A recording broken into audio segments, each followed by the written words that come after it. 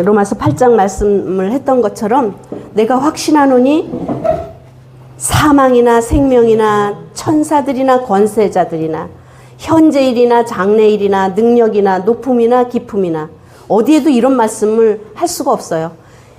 이 장래나 미래나 앞으로나 높음이나 깊음이나 넓음이나 어떤 것에서도 어떤 피조물에서도 우리를 사랑하시는 그 주 예수 그리스도 안에 있는 하나님의 사랑에서 끊을 수가 없다고 말씀하고 있는 거예요. 아멘. 하나님 사랑은 이 세상에 그 잠깐 지나가는 에로스 사랑이 아니에요. 그 친구들 간의 그 사랑이 아닌 거예요. 아가페 사랑입니다. 아가페 사랑. 변치 않는 사랑이에요. 하나님 사랑은. 근데 그 사랑을 맛본 자들은 그 사랑 안에서 머무는 거예요. 그 사랑이 우리를 빛이 나게 해. 소금의 역할을 하게 해. 생기 나게 해. 이 안에서 우리 안에서 생명이 매일 솟구쳐 나오게 합니다. 하나님의 사랑의 속성은요. 그래서 남녀의 솔로몬 왕과 술람의 여인의 두 사람의 사랑 이야기 같지만 이 안에 하나님의 속성이 하나님을 향한 하나님을 담은 사랑의 속성이 숨어 있다는 것이에요. 하나님이 이스라엘 백성을 사랑하는 것처럼 하나님이 남자와 여자가 결혼을 해서 사랑하는 그 아는 관계를 무엇으로 비유를 해요? 예수 그리스도가 교회를 사랑하는 것처럼 서로 그렇게 사랑하려는 거예요. 왜냐하면 우리가 하나님의 일을 모르기 때문에요. 이 땅에 가정이라는 천국을 주시고 남자와 여자가 결합해서 하나가 돼서 살면 생명이 나온다는 것을 알려주는 거예요. 우리가 예수 그리스도와 연합을 하면요. 예수 그리스도의 마음을 가진 자들이 그리스도인들을 낳고 생명을 낳는 거예요. 아멘. 이 놀라운 비밀이 숨겨져 있는 거예요.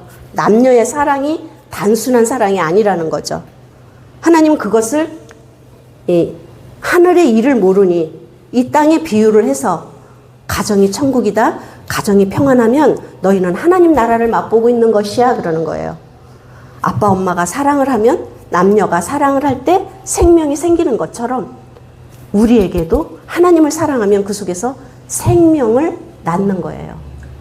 이게 하나님의 사랑의 속성입니다.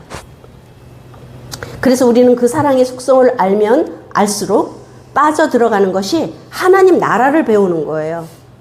우리는 이 땅에서 이 나라에서 지금 살고 있는 이것으로 끝이 아닌 거예요. 제가 이렇게 선교를 갔다가 이렇게 비행기를 타고 오면 돌아갈 곳이 있잖아요. 내 집이. 돌아갈 곳이 있다니까요. 아, 나도 내 집으로 돌아가는구나. 그럼 이 땅에서 다 하고 생명을 다 하고 떠날 때 돌아갈 곳이 있다니까요. 우리에게는. 우리에게는 이것이 얼마나 큰 소망인지 몰라요. 그런데 지금 보세요. 지금 미얀마에서 지금 지진이 아주 강하게 났어요. 한순간에 땅이 꺼지면서 수천 명이 죽었단 말이에요. 지금. 어제는 막 1,000명이 넘었다고 그랬는데 오늘 뭐 뉴스가 2,000명이 넘었다고 그러니 한순간이거든요. 한순간. 그리고 또 전쟁이 나서 난민들이 지금 나라를 잃었지 가족들을 잃었지 헤매고 있어요. 어린아이서부터 다들. 고아가 될래 된 것도 아니고 나라를 잃을래 잃은 것도 아닌 난민들이 되어서 천막 하나 쳐주는데 누군가 구호의 손길을 거기서 먹어야 되고 거기서 자야 되고 내 나라가 없고 내 집이 없고 내 가족이 없는 거예요. 그런 거를 생각할 때 우리는 얼마나 하나님 앞에 감사를 해야 하는지. 내 생명이 내일 내가 떠나간다 하더라도 나는 오늘 내가 있는 이 순간을 항상 감사해야 되는 거예요. 그런데 지금은 아까 우리도 무슨 잠깐이지만 가짜뉴스라고도 그랬지만 정말 사실은 진짜일 수 있어요. 갑자기 심장마비로 죽는 사람들이 한두 명이 아니에요. 갑자기 심근경색이니 뇌경색이니 쓰러져 버리는 사람들이 젊은 사람들도 엄청 많아요. 병원에 가보면 젊은 사람들이 쓰러져 있어요. 다 마비돼서 있어요.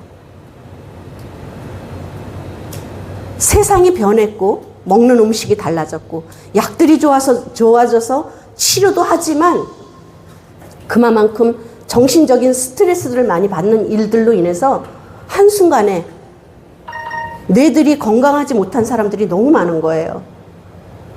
그래서 우리가 찬양을 할 때요, 어둠이 다 빠져나가는 겁니다. 찬양을 할 때. 하나님 말씀을 들을 때 하나님 말씀이 진리로 나의 삶을 드러내세요. 인애는 우리의 모든 허물들을 자꾸 덮어주시지만 진리는 우리의 모든 삶에서 모든 것을 드러내십니다. 그렇죠? 근데 말씀에도 뭐라 그래요? 인애와 진리가 하나가 된대. 인애와 진리가 만난대. 한쪽에선 드러내고 한쪽에서는 감춰주고. 이거는 하나님 안에서만 일어날 수 있는 일이에요. 세상은 뭔가 잘못된 게 있으면 정죄하고 밝혀내서 다 끝내버리려고만 합니다. 세상은. 하나님 안에서는 크신 은혜, 하나님의 이 사랑의 속성을 드러내면서 감춰주시고 덮어주시고, 그리고 그 속에서 진리를 드러낸단 말이에요. 하나님의 사랑의 속성은요. 오늘 아가서 말씀을 나누고 있지만 우리 저 주보를 하나 주세요. 예. 네, 예. 아가서 2장에 보면은 아가서 2장 10절, 14절. 이거 여기 한번 2장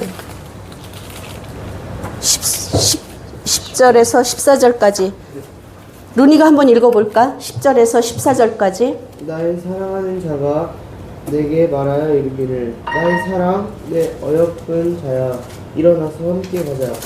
겨울도 지나고 비도 그쳤고 지면에는 꽃이 피고 새가 노래할 때가 이르렀는데 비둘기의 소리가 우리 땅에 들리는구나.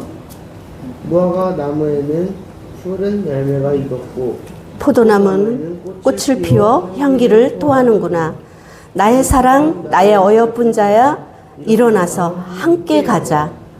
바위 틈 낭떠러지 은밀한 곳에 있는 나의 비둘기야, 내가 네 얼굴을 보게 하라. 네 소리를 듣게 하라. 네 소리는 부드럽고 네 얼굴은 아름답구나. 나의 사랑 나의 어여쁜 자야 일어나서 함께 가자. 하나님은요, 하나님의 하나님을 사랑하는 자들을 향해서 항상 이 말씀을 하고 계세요. 이 아가서의 말씀은 그 사랑입니다. 그 사랑. 나의 사랑하는 자야, 나의 신부야, 나의 어여쁜 자야, 일어나서 함께 가자 그래요. 겨울도 지나고 비도 그쳤고 지면엔 꽃이 피고 새가 노래할 때가 되었는데 비둘기 소리가 우리 땅에서 들리는구나.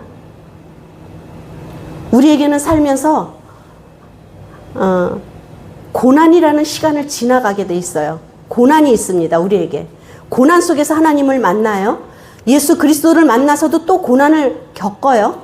그러나 그 고난을 겪고 육체의 고난을 겪은 자들은요, 하나님 사랑 안에서 사랑을 흘려보내게 돼 있어요.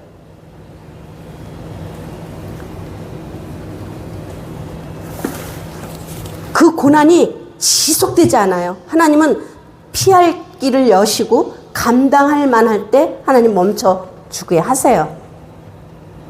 사탄은 계속 시험을 하지만 사탄은 계속 시험을 해서 우리를 멸망길로 끌고 갑니다. 죽게 만들려고 사망길로 끌고 가는데 하나님은 우리를 그렇게 시험하는 것이 아니라 믿음으로 우리를 테스트하시죠. 그 고난 속에서 이기고 뛰어넘어, 그리고 피할 길도 주시고 감당치 못할 때 피할 길을 반드시 여세요. 하나님은. 그래서 하나님이 다시 손잡아 주시고 끌어내셔서 고난을 겪었으니 고난을 겪은 자는 하나님 사랑으로 아주 단단해집니다. 단단해져서 그 하나님을 증거하게 되고 그 하나님 사랑을 나타내는 삶을 살아가게 돼 있어요. 그래서 우리에게 이 고난은 한 방향으로 끌고 가세요. 그 고난은 그 사랑을 견디고 가는 길들로 만들어내십니다. 그런데 사랑의 힘은요, 놀라워요. 다툼과 분열과 미움과 용서 못하는 것들을 다 무너지게 만들거든요. 사랑은. 그런데 우리에겐 그 사랑이 없어요.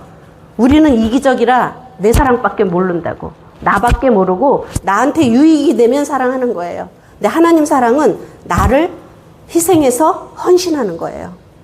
힘들지만 하는 거예요. 그게 어디서 많이 나타나냐면 성교를 가면 나타나요. 그때는 내가 아닙니다. 내가 내 집에 있을 때 내 맘대로 하고 살았지만 일단 선교를 나가 하나님의 일을 하려고 나가면 하나님의 방법의 시간의 때에 짧은 시간이기 때문에 그 시간을 마치고 오기까지 내가 없어져야 돼요. 그럼에도 불구하고 하나님은 우리에게 쉴만한 자유와 평안을 주십니다. 무슨 어떤 도가니에 집어넣은 게 아니에요, 선교는.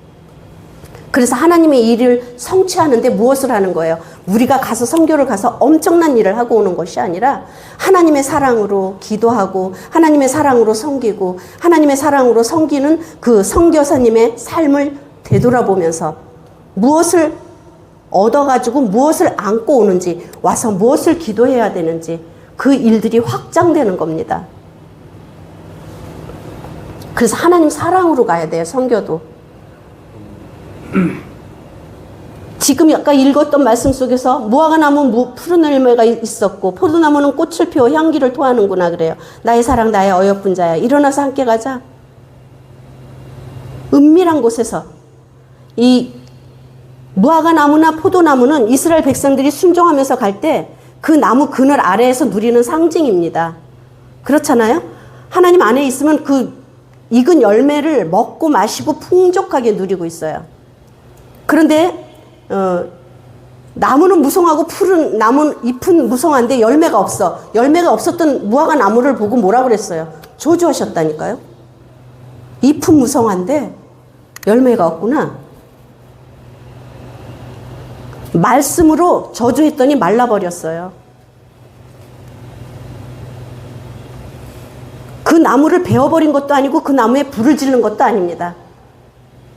말씀으로 이 나무는 말라버릴 것이다.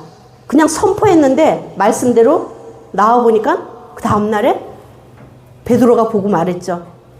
말라버렸다니까요. 말씀은 곧 하나님이신 거예요. 우리 안에서 나오는 하나님의 말씀을 우리가 우리 안에서 되뇌이고 되새김질하고 우리 안에서 말씀이 자꾸 기억나고 그리할 때 그 말씀을 자꾸 선포할 때 하나님은 우리의 삶을 말씀대로 풀어지게 하세요. 그래서 죽겠다 그러면 죽을 일만 있어요.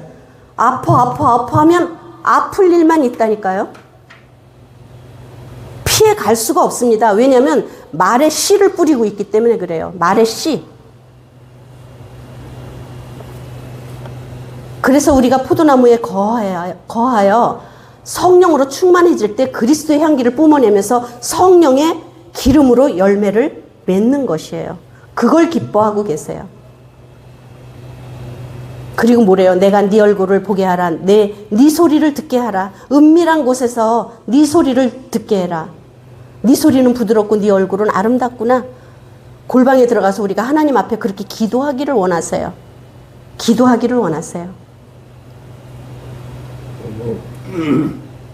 그래서 잠언 8장에 그랬잖아요. 여호와를 찾으라. 여호와를 간절히 찾으라. 너희가 내 얼굴을 찾고 찾으면 너희가 나를 만날 것이라. 장구한 재물,